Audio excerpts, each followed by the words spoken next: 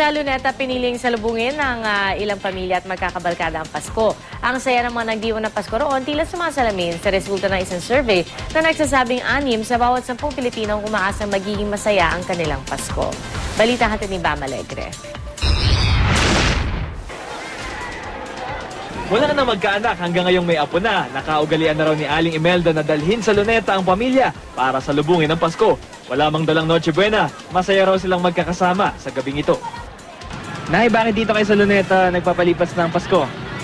Yun ang tradisyon namin, taon-taon maliit pa yung mga anak ko. Ngayon yung anak nyo, may anak na rin, dito pa rin sa Luneta. Oo, hanggang ngayon, mga apo na to, kaya nandito pa rin kami. Isa lang sila sa daan-daang mag-anak, magbabarkada at magkasintahang nagdiriwang ng Pasko rito sa Luneta, Maynila. Ang pamamasyal kasi rito, libre. Kaya saan man ako lumingon, marami ang may mga ngiti sa labi. Ang kasiyahan ng mga nakilala ko rito sa Luneta, tila sinasalamin ang resulta ng SWS survey. Sa mga respondent ng survey, lumalabas na 6 sa bawat 10 Pilipino ang umaasang magiging masaya ang kanilang Pasko.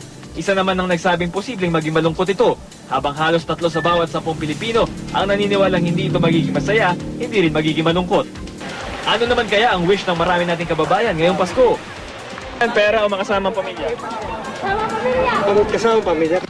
Siyempre, yun pinaka-the best wishes ng mga tao, kalusugan, para umaba pang buhay. Bam Alegre, GMA News.